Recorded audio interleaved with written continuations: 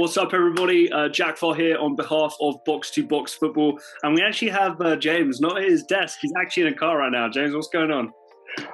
So I just came to London for a few days. So I didn't even get to catch the Arsenal game. I was up and down, and I was hearing all the goals go in. And I got it around the 30 minutes. So we were already cruising. But as I said, guys, just needed away from all this lockdown stuff, so it's just good to get outside. But yeah, Dude, I hear you. So, nice little segue actually. Arsenal, Slavia, Prague. Arsenal, obviously the much better team. That first kind of leg must have had you a little worried. I mean, happy with the result. I mean, I'm sure you've seen some of the pictures of the Slavia Prague guys all together and all the Arsenal players taking a knee. What did you make of the whole situation? I feel like Slavia could have dealt with the whole situation a lot better. But it is what it is. And as long as Arsenal did the business, to me, that's all that matters. I think it's really awkward if you're a black player there and having to kind of stand up to your teammates in that sort of situation, because you want to, the player that was there, you probably wanted to speak up, but you can't say anything. But starting 11 was just one guy, right? You can't do much in that situation, you know. Fair play to Arsenal. I felt like they dealt with the whole situation well and they did the business on the pitch. But let's move on to the main part. So Arsenal filling up one of those semi-final spots. Their opponents are going to be an Unai Emery managed Villarreal side who came through against Zagreb. James, what do you initially make of coming up against Unai Emery?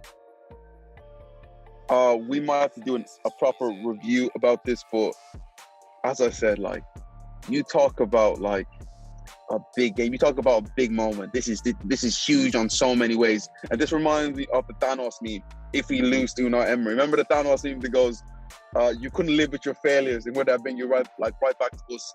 It would be pie on our face if Unai Emery knocks us out of the Europa League. I would have rather lost Slavia Prague than lose to Villarreal.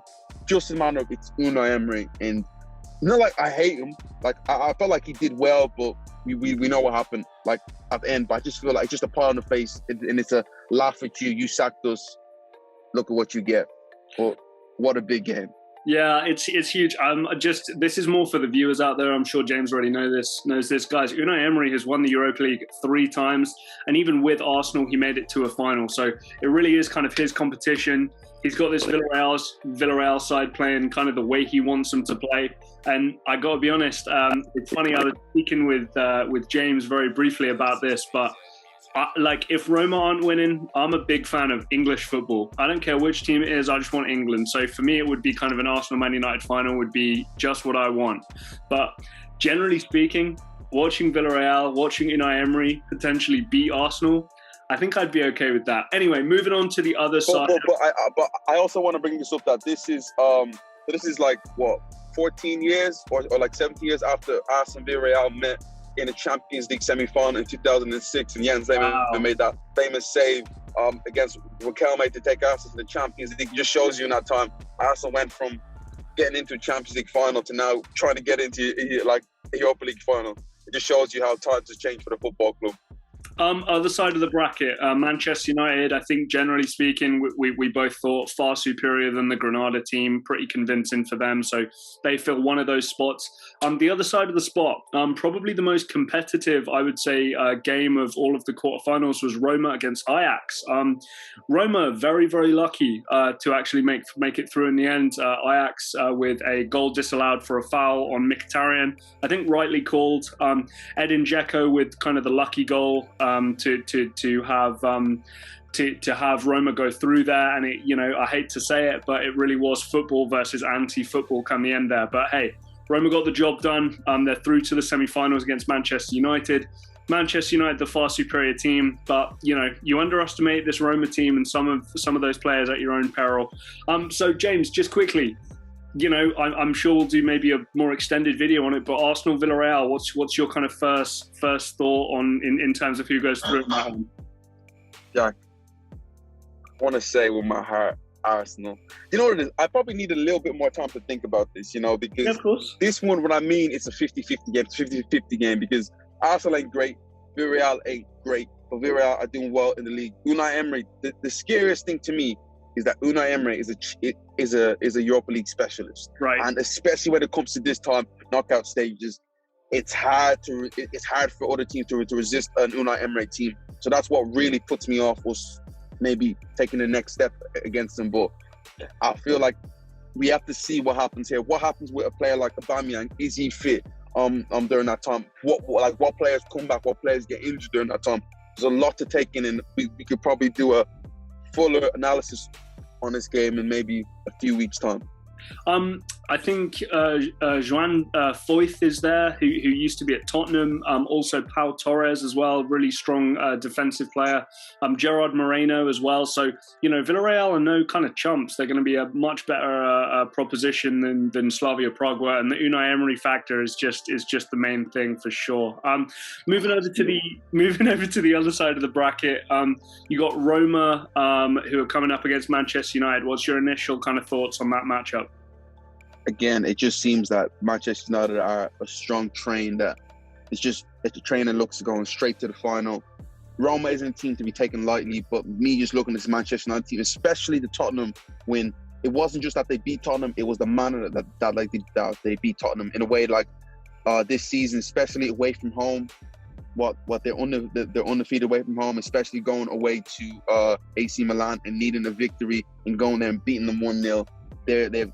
They're going from strength to strength this season, have lost like Martial, but they're still a team who, to me, are favourites not only to get to the final, but to win the whole thing.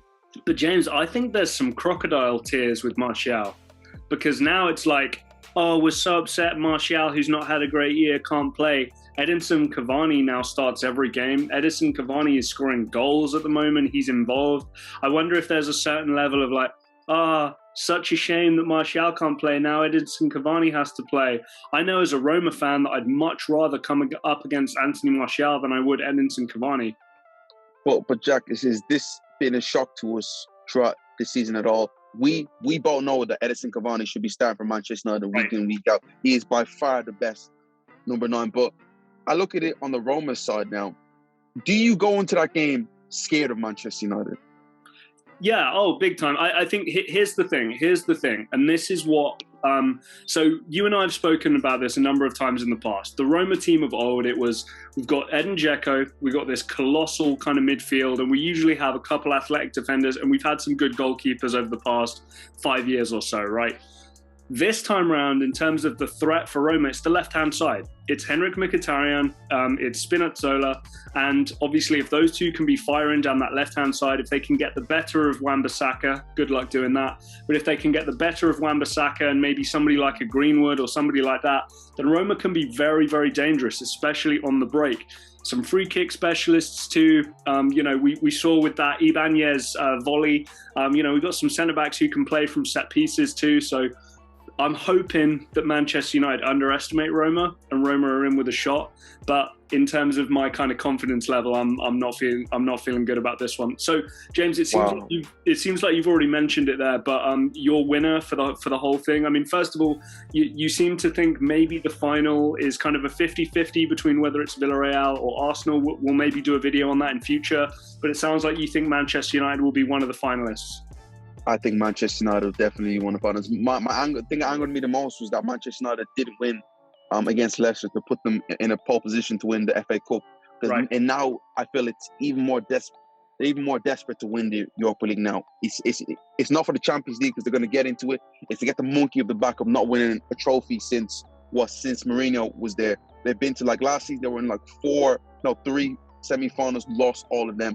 I feel like this is their cup to lose, and hopefully Arsenal can take it from them. Well, James, let me just ask you that. That's going to kind of be my final thing here before I let you go.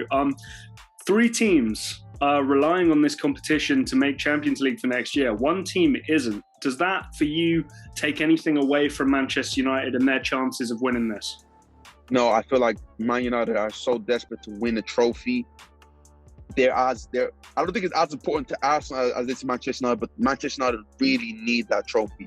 Right. To see a Manchester United team not win a trophy for 4 or 5 seasons, it's a bit like it really doesn't happen. So they're as desperate as for me them other teams in my opinion.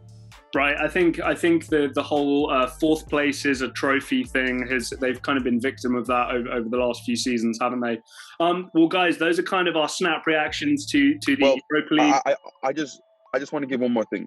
Big up to all the Arsenal players. The pressure of this game was huge. Right. massive. And if they would have lost, not just the manager would have got it, but the whole club would have got it. And for them to come out and give a performance like that and to be that comfortable, they showed the levels, they showed the difference between a Sparta Prague and Arsenal today. Really, really proud of the boys. That's my 2 cents on Arsenal. Mate, really happy with them that's today. awesome. My shout out's actually going to be to some of our viewers. Guys, we've had some comment sections kind of blowing up a lot recently, getting engagement, asking some questions, bit of criticism here and there, which we absolutely love. That's the thing. If we say some stuff, you got to let us have it. We do want to hear it. But yeah, those are our kind of quick takeaways from the Europa League, the reaction here.